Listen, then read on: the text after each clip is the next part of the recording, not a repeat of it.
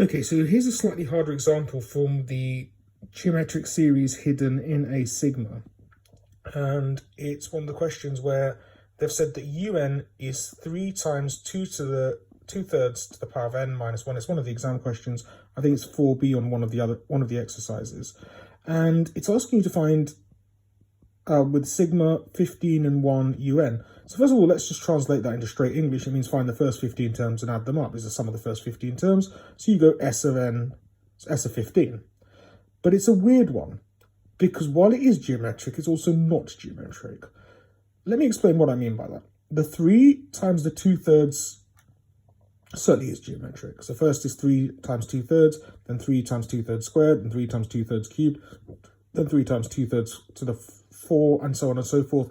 You'll get 15 of those, and those would comprise a geometric series because each time you're timesing by 1 more 2/3, so your ratio is 2/3. But the minus 1 is the problem, because the minus 1 isn't being multiplied by 2/3 at all. So making un not, as it's a whole thing, is not a geometric series. What you need to do is break it down into a geometric series and then just 15 lots of minus 1 to give you minus 15.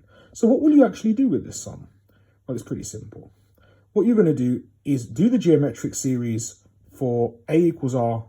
So a equals 2, r equals 2/3, and n equals 15. Now, where did that all come from? The first term will literally be 3 times 2/3. Then it will be, which is just going to be 2. The ratio is 2/3, and the n equals 15.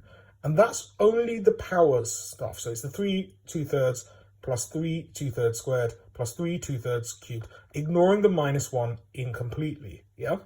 So what do we do about the minus 1? Well, once we've worked out the sum of the first 15 terms, except for the minus 1s, we just do minus 1 times 15 is minus 15.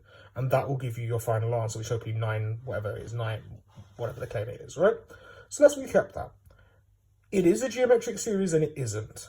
What would make it a geometric series if that minus 1 didn't exist? So what we do is we just basically break the whole thing down into 2 separate parts.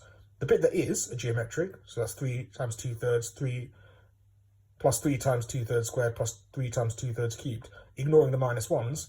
And then the bit that isn't, we just go, well, there's 15 of you, 15 minus 1s. So we'll just pretend it is a geometric series and then take away the 15 at the end.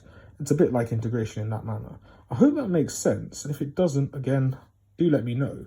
But that's about as simple as I can make that. Just have to go with the idea that, you know what, there is something geometric in there. The minus 1 stops it being geometric because it's not being multiplied by anything. So we'll take that minus 1 and just think to ourselves, what happens if we do that 15 times? Well, we're just going to get minus 15. And then we'll just do the rest of it as a geometric using the formula. Hope that makes sense. Bye.